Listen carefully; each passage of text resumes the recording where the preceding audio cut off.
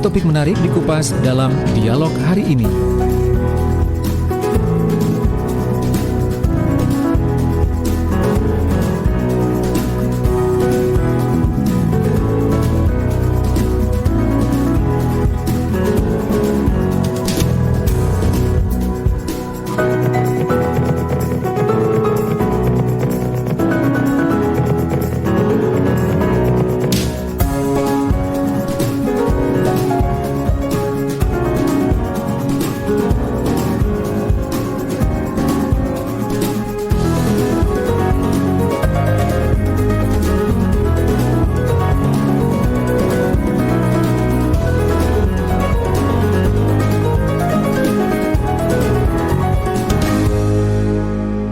Assalamualaikum warahmatullahi wabarakatuh. Selamat pagi sahabat, apa kabar Anda pagi hari ini? Cuaca lumayan ya. Tadi pagi kalau tidak salah di daerah Sidoarjo, khususnya Sidoarjo di kota gitu, hujan rintik-rintik. Bagaimana dengan daerah di wilayah Anda? Semoga cuacanya sama secerah di Jalan Pahlawan ya, di studio Suara Sidoarjo. Baik sahabat, bersama saya Isna Safira di talk show kali ini kita akan berbicara tentang kesehatan. Wah, tema kita kali ini adalah Ibu Sehat mendukung keluarga sehat. Tepat ya, besok adalah Hari Ibu tanggal 22 Desember 2021.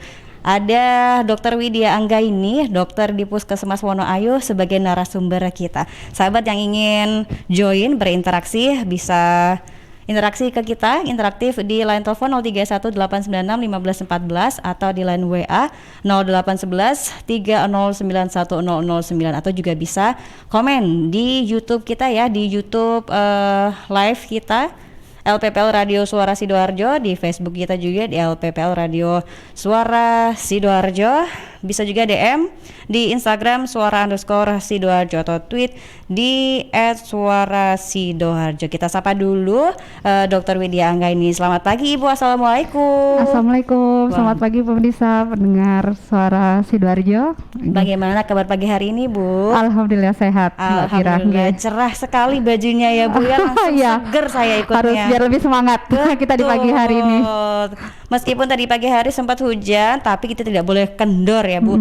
Kan identik kalau hujan-hujan ketemu selimut identik dengan mager, ngantuk. Nah, besok Bu 22 Desember kan Hari Ibu. Nah, tema kita pas nih Bu hari ini, Ibu Sehat mendukung keluarga sehat. Jarang ya Bu, ibu-ibu tuh diperhatikan. Kalau melahirkan yang diperhatikan mesti bayinya, yang dikado bayinya ya. Ibunya lupa, padahal ibunya juga butuh perhatian. Nah, terkait sama ibu sebenarnya ibu sehat itu yang seperti apa sih Bu? Ya, selamat pagi ya. Terima kasih. Alhamdulillah saya senang sekali bisa ini diberi kesempatan untuk mengisi, kita bisa berdialog interaktif ya dengan pemirsa pendengar semua. Jadi emang materi hari ini tuh menarik. Ibu sehat menuju keluarga sehat. Jadi benar seperti yang disampaikan Mbak Mira. Jadi itu tadi kita fokusnya kita itu selama ini kita sering melupakan ibu, padahal ibu tuh sosok yang paling penentu ininya. Jadi kalau ibu sehat, kita kalau ngomong identifikasi sehat, itu tentunya ada sehat dari segi fisik dan mental.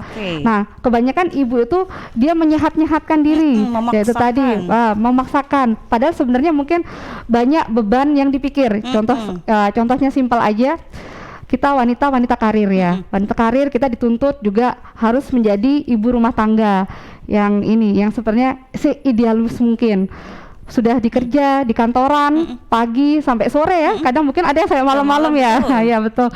Jadi sampai rumah juga itu nanti kita harus memikirkan apa tugas-tugas yang harus di rumah. Nah itu kadang secara nggak langsung akan menguras pikiran juga mentalnya ibu itu sendiri. Belum lagi lama-lama nanti akhirnya dari segi fisik lama-lama kan turun ya, otomatis karena mungkin kurang istirahatnya, belum lagi kadang akhirnya makannya juga terbengkalai, tidak terpikirkan, tidak teratur, jadi dalam waktu juga istirahatnya yang kurang, banyak hal-hal yang seperti itu yang akhirnya menyebabkan dia otomatis tidak bisa dibilang ibu secara sehat secara utuh.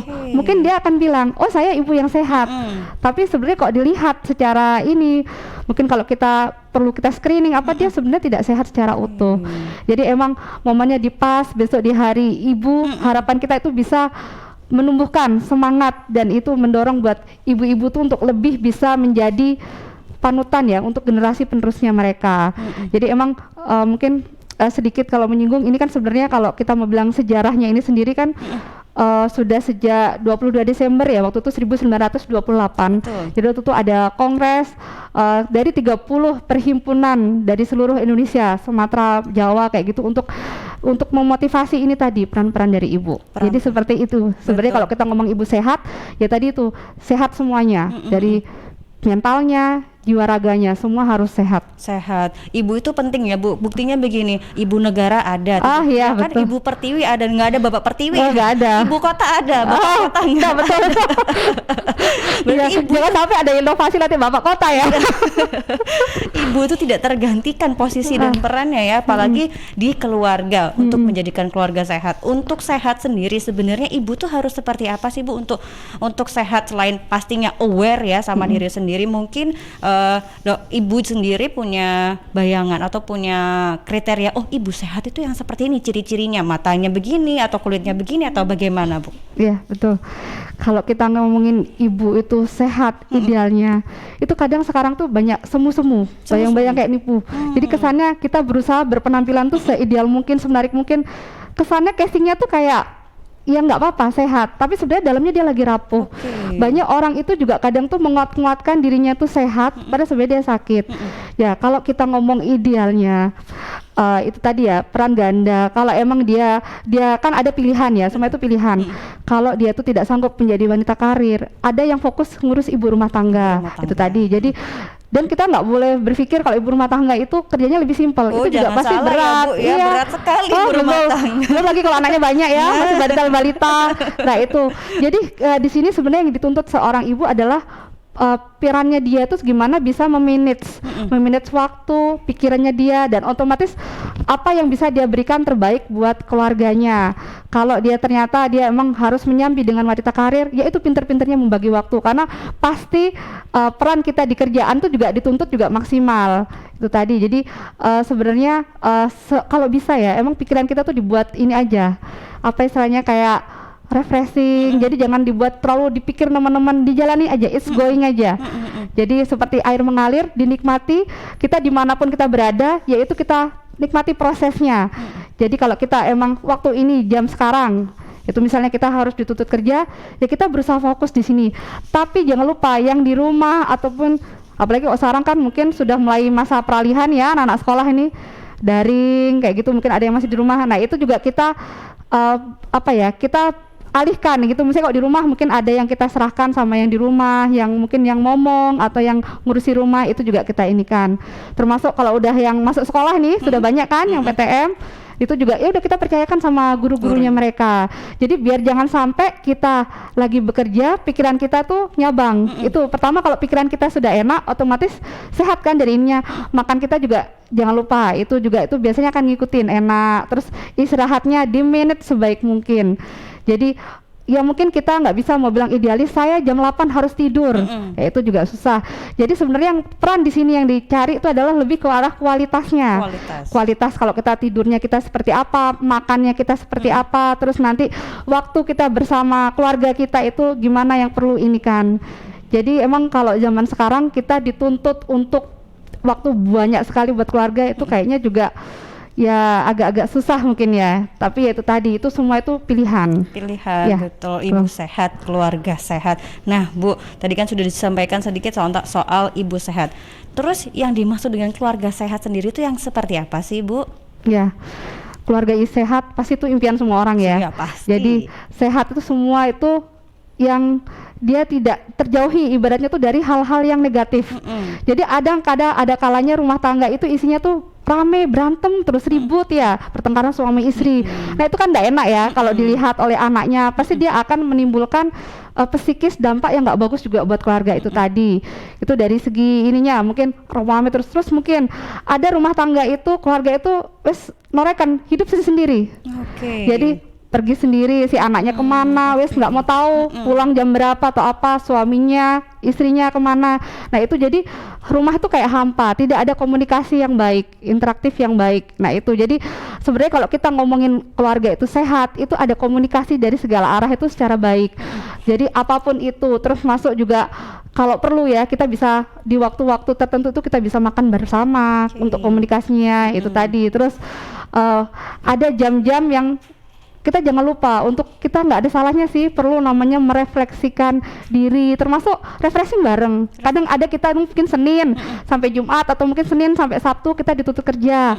Nah kadang kan pengennya sebenarnya ya keluarga itu menyempatkan waktu, mungkin seminggu sekali itu ada waktu khusus buat keluarganya. Nah itu yang kadang pengennya itu di waktu-waktu yang tepat, yang idealnya kita berharap itu bisa kualitasnya lebih diinikan. Ya kalau kecuali ya ada berapa hal mungkin itu yang agak susah ya mungkin kita gunakan waktu-waktu sebaik mungkin buat komunikasi interaktif itu tadi. Jadi harapannya biar keluarga itu tidak terjadi miskomunikasi ya. Kadang itu apalagi kalau yang sudah anak-anaknya banyak tuh kecil-kecil itu kan kadang suami belum lagi nanti orang tuanya sudah sibuk-sibuk sendiri pusing. Nah itu akhirnya mempengaruhi biasanya. Sepertinya yang disampaikan sama Dokter Widya ini curhatan ibu-ibu seluruh betul. dunia. Iya.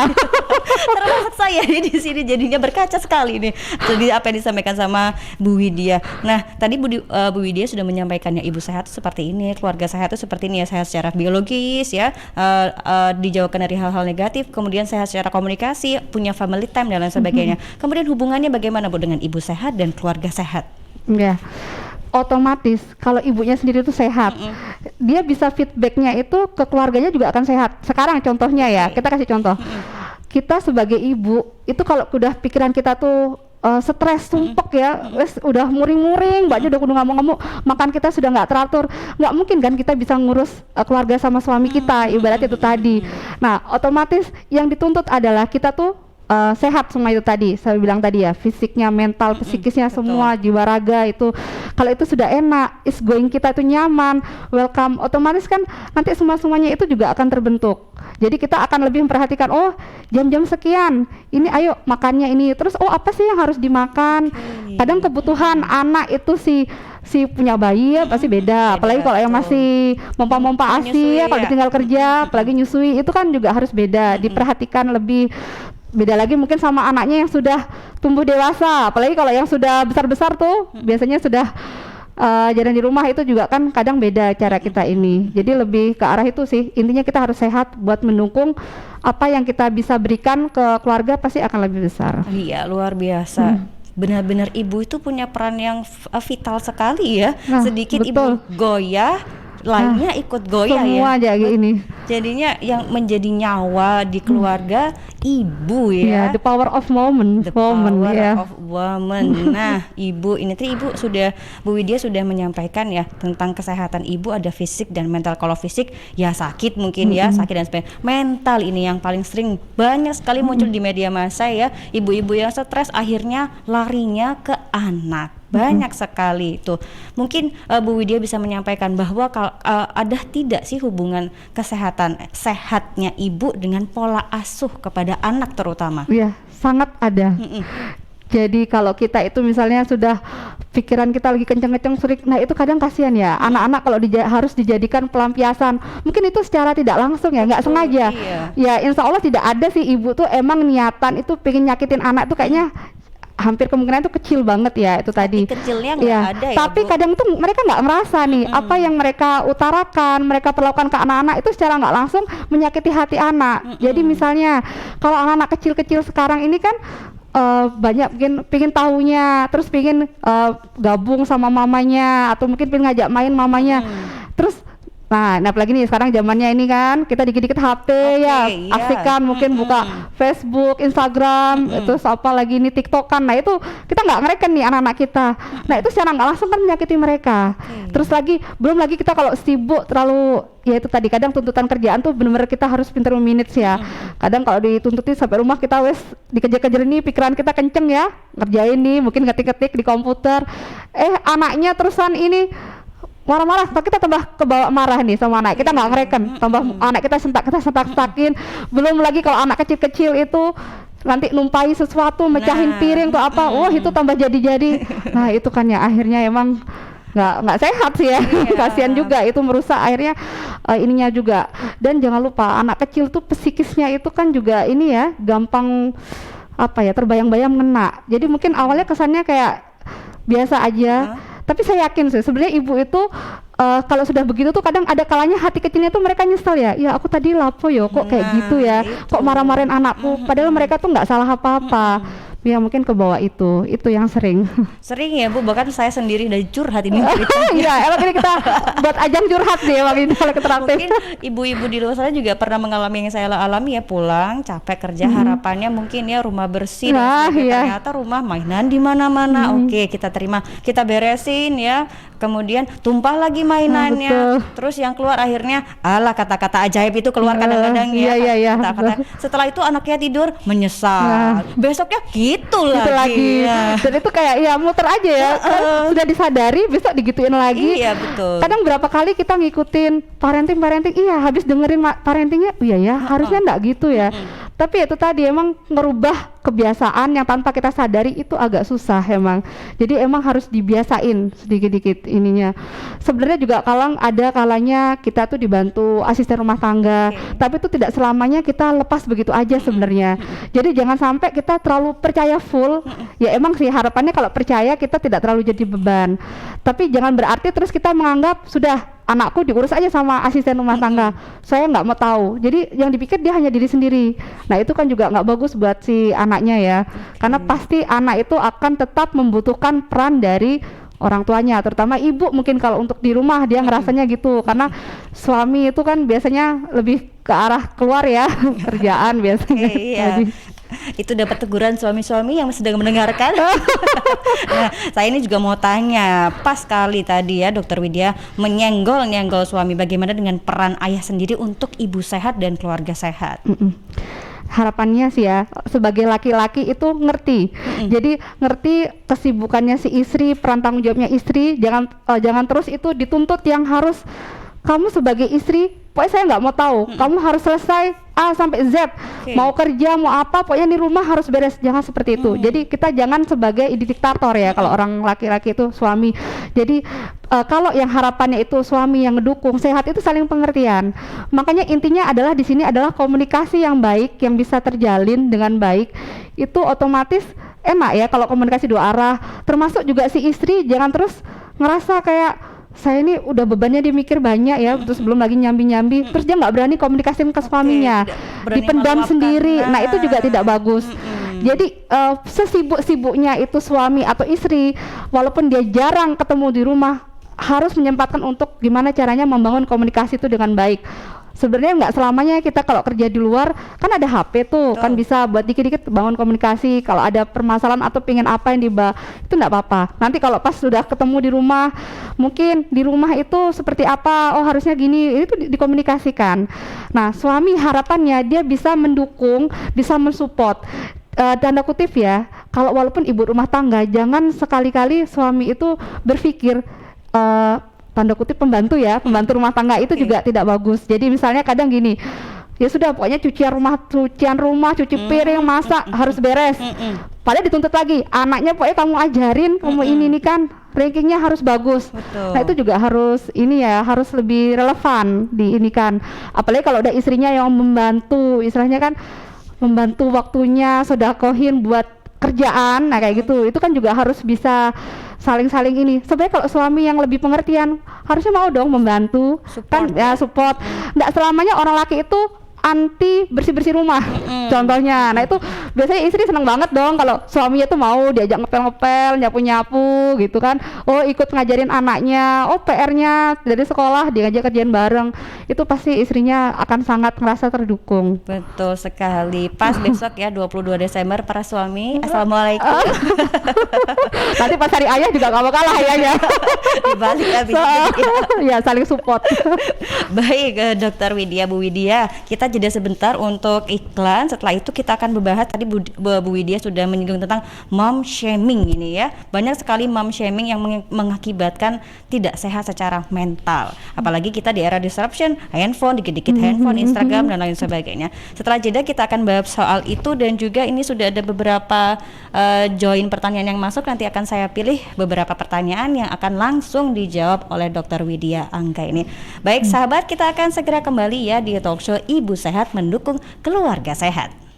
Suara Sidoarjo, lembaga penyiaran publik lokal pemerintah Kabupaten Sidoarjo.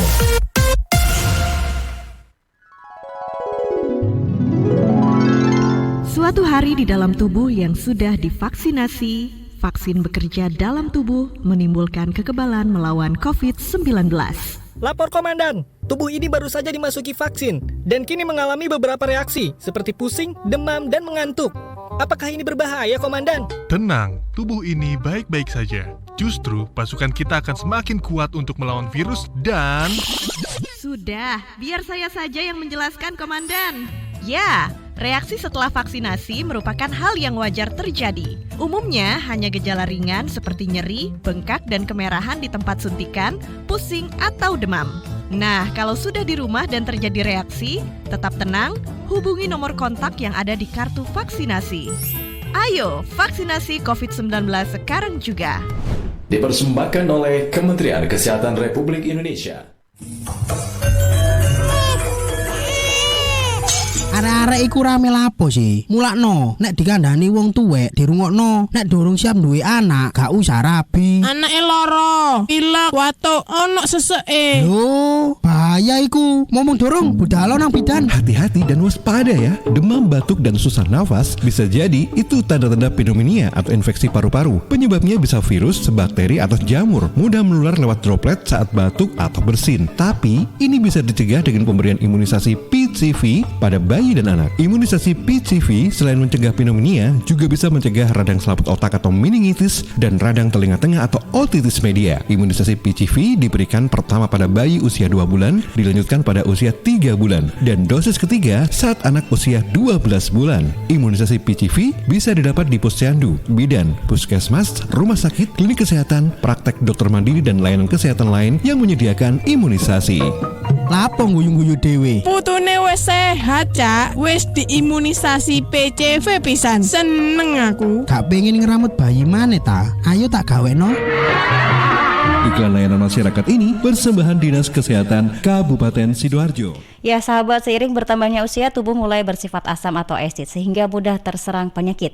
Segera perbaiki pola makan dan perbanyak asupan alkaline seperti sayur, buah, dan Cheers Alkaline Power. Cheers Alkaline air minum kesehatan dengan pH tinggi 8,5 yang setara dengan sayur dan buah. Punya 6 manfaat: meningkatkan metabolisme dan daya tahan tubuh terhadap virus, menjadi antioksidan alami pencegah kanker, menjaga kekuatan tulang dan gigi, membantu penyerapan mineral lebih efektif, membantu hati dan ginjal membuang racun dari tubuh, dan mencegah sakit ma. Info lengkap Cheers hubungi Sutrisno 0821 4225 6646 0821 4225 6646. Cheers Healthy Drinking Water. CHEERS Cheers, CHEERS Cheers, CHEERS Cheers, air minum yang terbaik. Hey, cheers in the house. Cheers, air ber-pH tinggi. Cheers dapat membantu netralkan pH tubuh. Cheers mengandung antioksidan alami.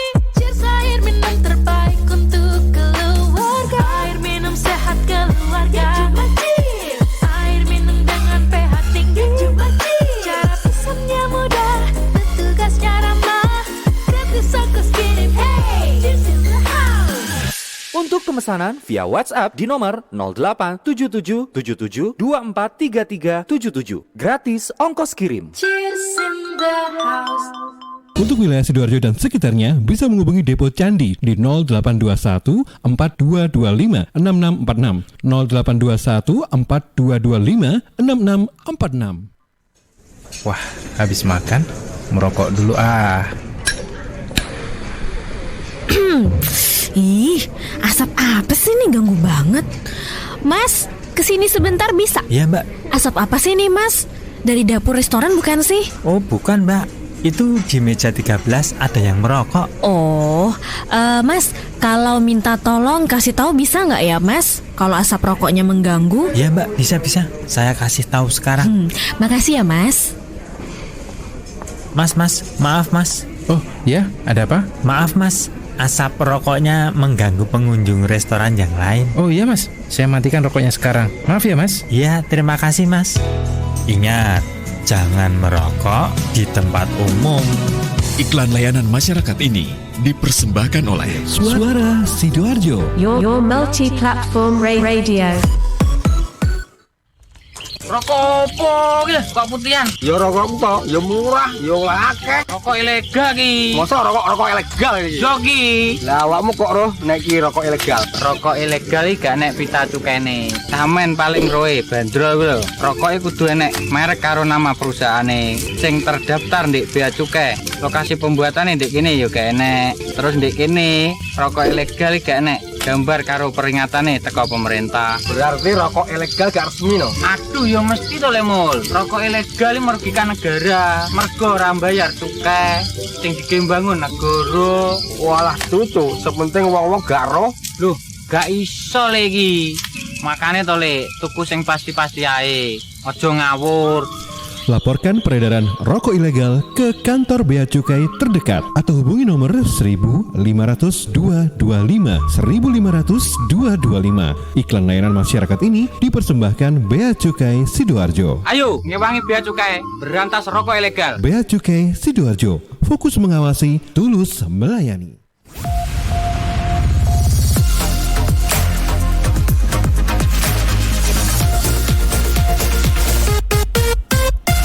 Ya baik sahabat, kita kembali lagi di Talkshow Ibu Sehat Mendukung Keluarga Sehat live ya di LPPL Radio Suara Sidoarjo, YouTube LPPL Radio Suara Sidoarjo.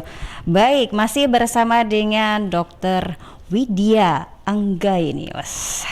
Masih dengan ibu, besok hari ibu, saya juga ibu. Pas sekali ya, cocok bahasan kita hari ini. Tadi saya sudah buka clue ya Bu, tentang mom shaming. Banyak sekali mom shaming, banyak sekali ibu-ibu yang membandingkan antara kesehatan keluarganya dan kesehatan keluarga artis biasanya ya Bu ya, artis atau selebgram seperti itu. Nah sebenarnya yang bisa jadi panutan sehat itu yang seperti apa sih Bu? Kan ada ya misalnya ibu-ibu, saya misalnya kok aku nggak kayak si A sih, anakku kok nggak kayak si A sih, aku masa nggak sehat sih dan lain sebagainya. Monggo Bu, bagaimana? Ya. Jadi ya itu tadi, rumput tetangga itu sebenarnya tidak seindah yang kita lihat ya. Itu tadi sama, semua itu pasti saling sinawang. Jadi selalu kita tuh mikir kok enak ya, dia keluarganya tuh kok kayaknya kok harmonis, bisa jalan-jalan sering-sering, ngumpul-ngumpul kayak gitu. Itu tidak selalu persis seperti yang kita nampak. Udah sekarang lebih kita itu fokus berkaca sama diri kita sendiri, sama keluarga kita sendiri. Itu fokus dulu. Jadinya harapannya kita bisa menjadi panutan keluarga yang baik buat diri kita sendiri, syukur-syukur bisa dicontoh buat orang lain.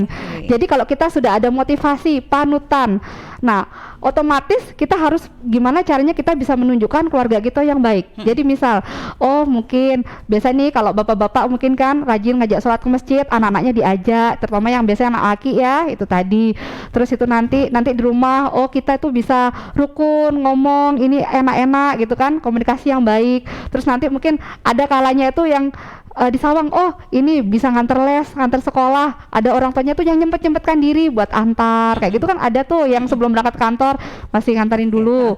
Terus juga oh dia hari libur menyempatkan untuk jalan-jalan bersama. Itu kadang orang melihat tuh sudah enak ya itu. Apalagi itu kalau yang melihat itu dari keluarga yang broken home, apalagi mungkin dia habis rumah tangganya habis kandas gitu lah istilahnya ya. Tadi jadi habis pisah rumah tangganya, itu dia mesti akan melihat sesuatu yang itu tuh membayangkannya tuh andekan itu saya seperti itu. Apalagi kalau kita lihat tadi tuh selebgram ya, terus artis-artis itu yang sebenarnya kita lihat kan lebih ke arah tanda kutip kesenang-senangannya mereka.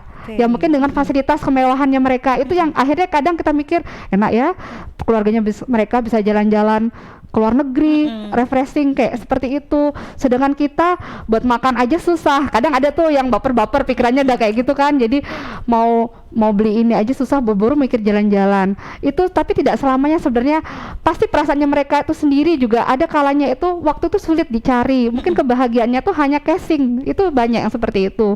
Jadi intinya kita harus fokus buat panutan buat keluarga kita sendiri. Kita nggak usah terlalu berkaca-kaca kepada sekitar kita.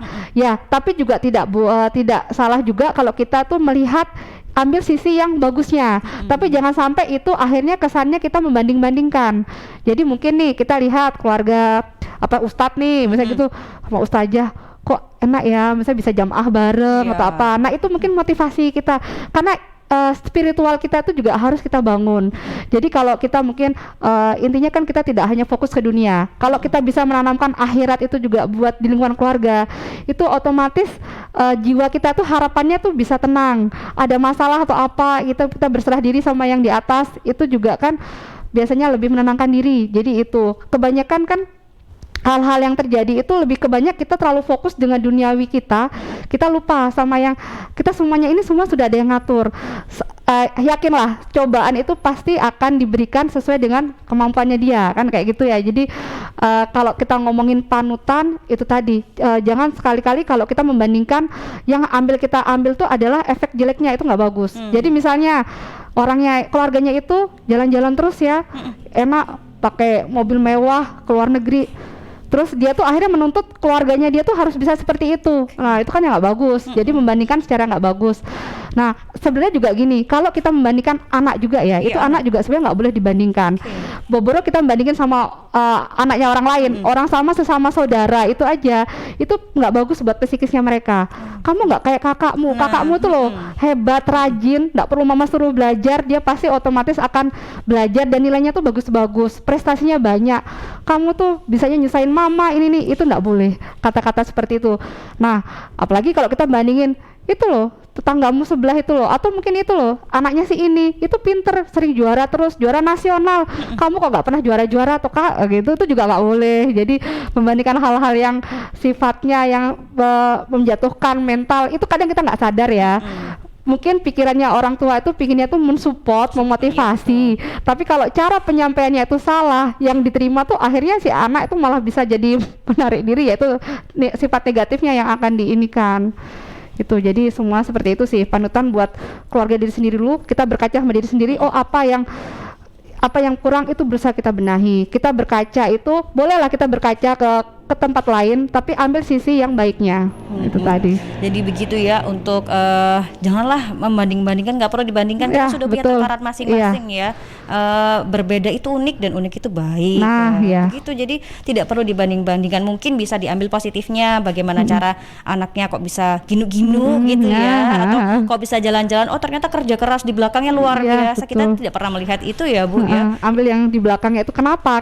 Kita harus tanya kenapa dulu. Yang kita lihat kan yang di depan aja, senyum-senyum, jalan-jalan, bayinya gemuk, kita nggak tahu di belakangnya seperti apa. Nah, Bu, berbicara soal ibu lagi nih, soal mom ya. Mom itu butuh me time ya, butuh betul. me time namanya sekarang hitsnya namanya me time atau waktu sendiri untuk ibu. Tapi nih banyak sekali saya baca di beberapa artikel, banyak ibu yang merasa bersalah ketika melakukan me time. Nah, itu bagaimana menyikapi hal tersebut, Bu? Terutama untuk ibu sendiri atau saya ini sendiri. Iya, betul. Ini biasanya emang curhatan ibu-ibu nih ya.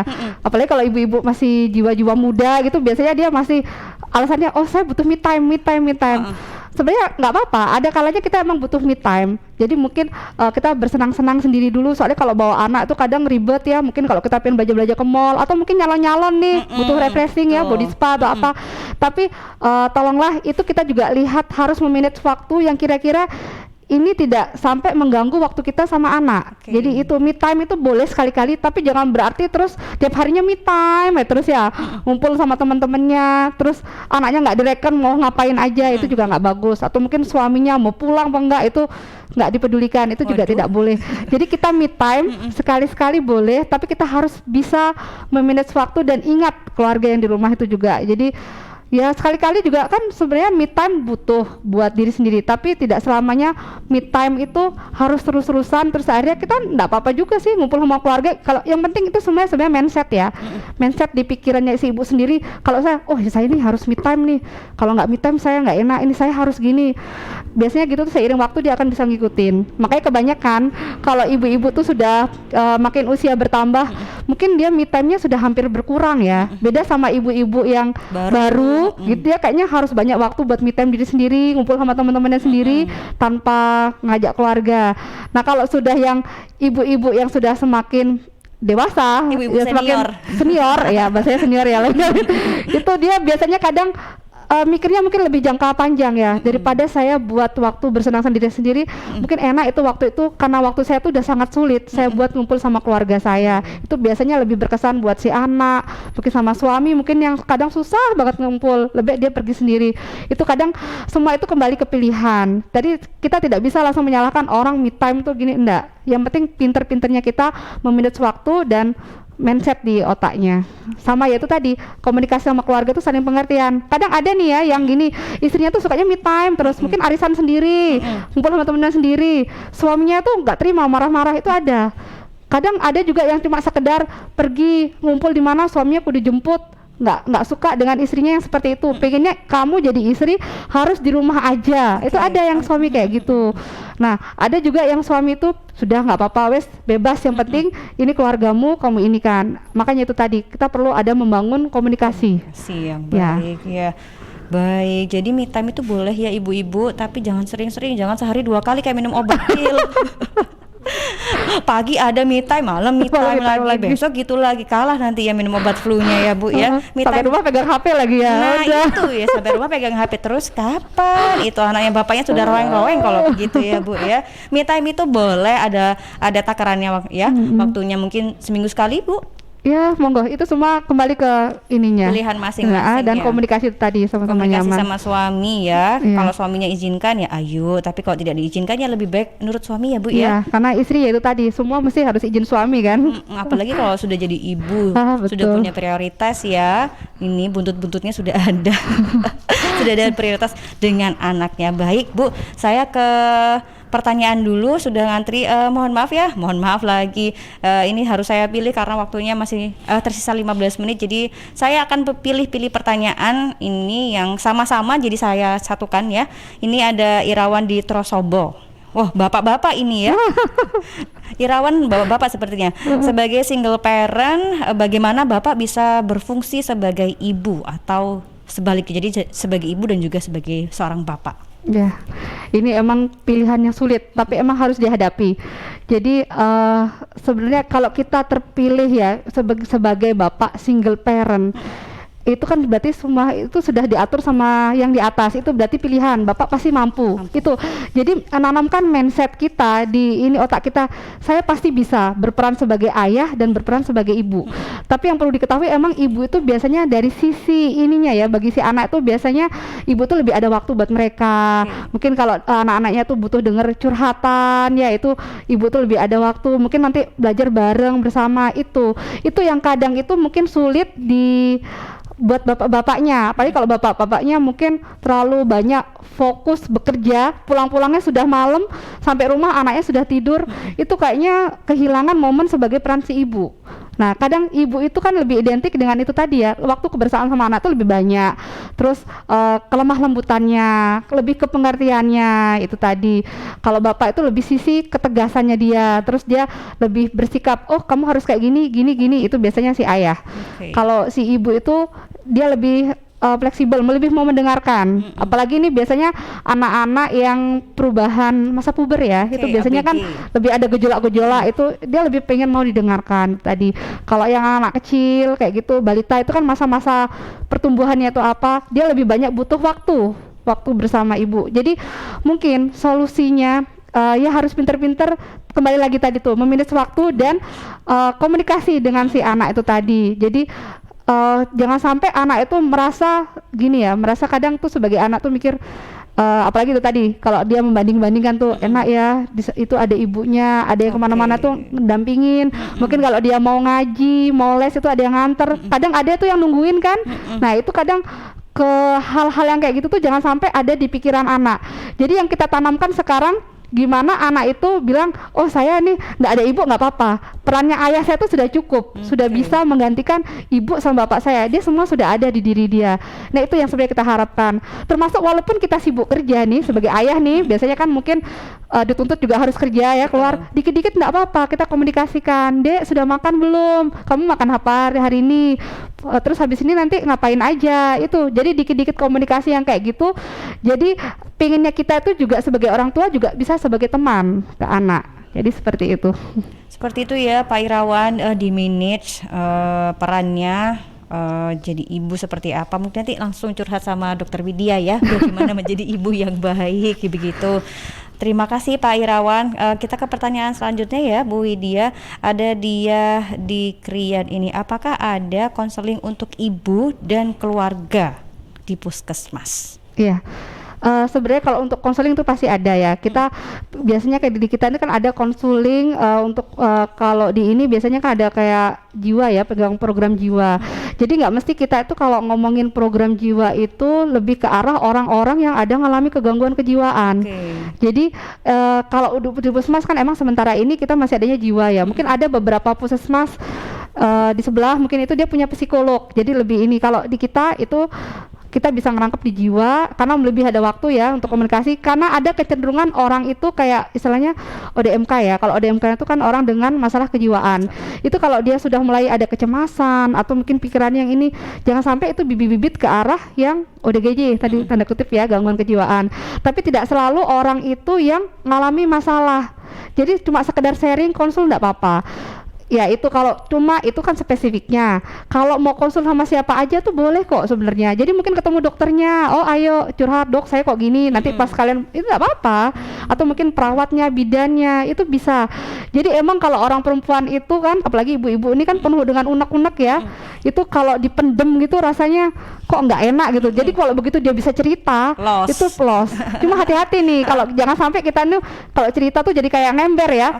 Ketemu si A kita cerita gini, ketemu si B cerita gini, tetangga kanan kiri, akhirnya satu kampung tuh tahu masalah kita.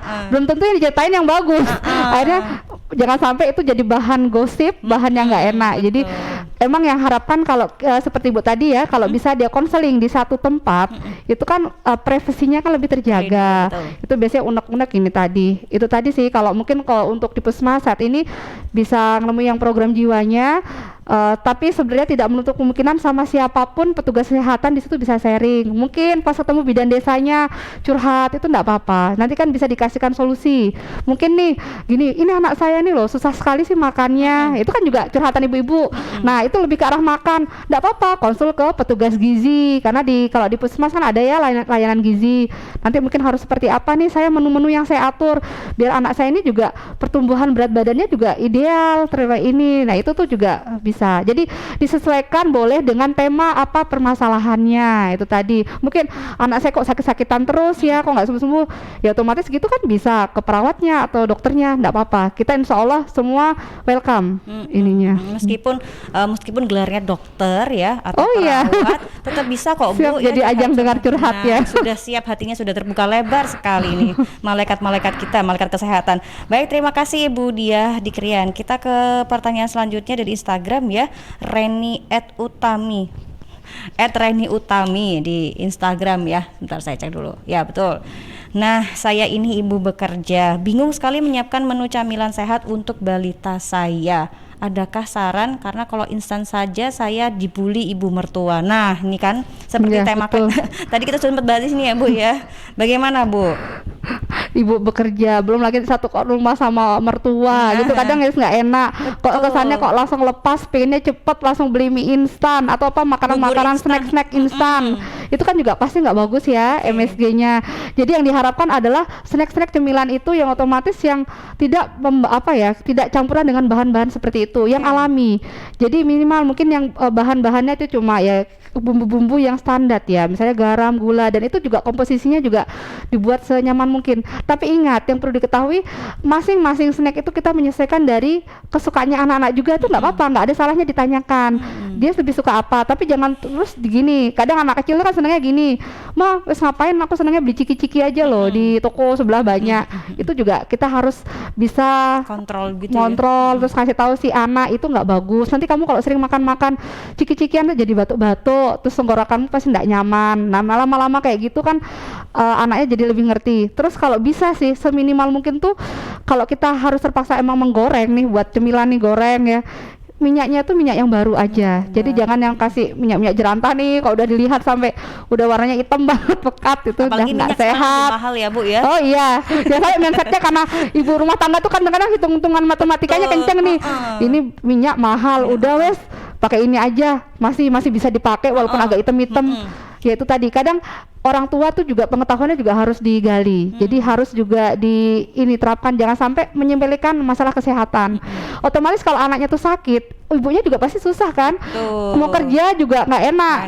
Apalagi kalau sakitnya sudah agak nemen, pasti kerja juga jadi agak terbengkalai. Kadang jangan sampai kita akhirnya nggak bisa kerja hanya gara-gara anak kita yang sakit-sakitan. Itu tadi. Jadi snack itu butuh, karena anak kecil tuh pasti dia butuh makanan pendamping. Tapi usahakan yang bernutrisi. Buah mungkin ya Bu? Buah pasti bagus. Sayur tuh jangan lupa ya. Anak kecil tuh kadang susah kan makan sayur. Bolehlah sayur-sayuran itu diolah, dicincang-cincang atau di blender, dicampur dengan adonan-adonan itu tadi. Kayak bakwan gitu, bakwan goreng. Bakwan, atau mungkin nanti kalau dia suka-suka apa gitu bisa. Kadang emang ini tadi juga termasuk dengan keahliannya si ibu juga ya.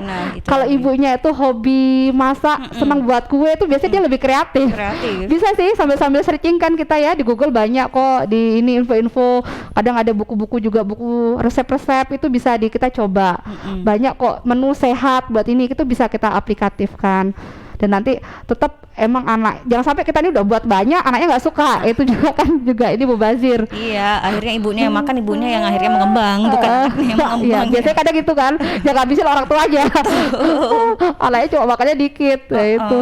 Mungkin sekarang ini kan juga ada ya Bu, makanan-makanan instan atau snack-snack instan yang sudah difortifikasi, diformulasi jadi sehat, seperti snack bayi kan ada ya Bu ya, snack bayi yang bisa langsung beli, bisa direkomendasikan untuk ibu sebenarnya bekerja? Itu dilihat juga kandungannya, itu bisa enggaknya juga nanti tergantung posisi.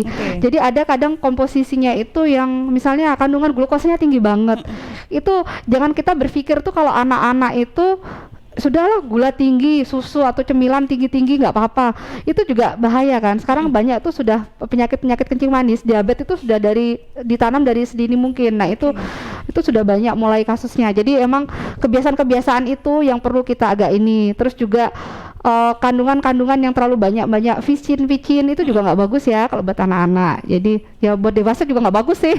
Jadi upayakan emang yang alami sebenarnya. Itu tadi jus itu juga nggak apa-apa. Kalau es itu nggak terlalu disarankan ya, karena es itu gampang banget bikin nggak enak di tenggorokan anak. Jadi kalau anak kecil tuh memang dibiasain tidak terbiasa minum es. Terus yang kadang biasa itu ada perasa-perasa yang langsung ya, itu juga nggak alami, itu juga nggak bagus. Apalagi cuacanya begini lebih baik dihindari ya. Iya. Apalagi betul. Menimbulkan hal-hal yang tidak diinginkan ibu-ibu ya. Betul. Susah kalau sudah anak batuk pilek, aduh sudah stres itu nggak mau makan sedikit muntah kan biasanya batuk pilek gitu. Jadi curhat saya ya. Maaf ya. Oke. Baik, terima kasih Reni Utami ya. Selanjutnya saya Sita di Porong, curhat sedikit ya Bu, boleh? Sedikit banyak juga boleh, nggak apa-apa. Ini Bu Widya baik sekali soalnya. Saya ibu baru dan kebetulan saya punya sakit. Anak saya akhirnya karena susah sekali makan, saya beri vitamin dan suplemen makanan serta susu penambah berat badan. Apakah saya bisa dikategorikan ibu tidak baik? Ya itu tadi kembali, sebenarnya nggak apa-apa juga sih misalnya kalau kita itu memberikan sekali tempo mungkin suplemen atau apa itu, karena itu lebih dibutuhkan biasanya kalau anak-anak itu kan emang yang susah makan ya. Terus itu tadi mungkin apalagi kondisinya dia lagi sakit, tapi jangan sampai akhirnya mindset kita itu sudahlah dia nggak perlu makan yang bergizi, lawang saya sudah belikan instan nih suplemen itu jangan sampai pikirannya kayak gitu. Tetap sebaik-baiknya itu adalah yang alami itu tadi.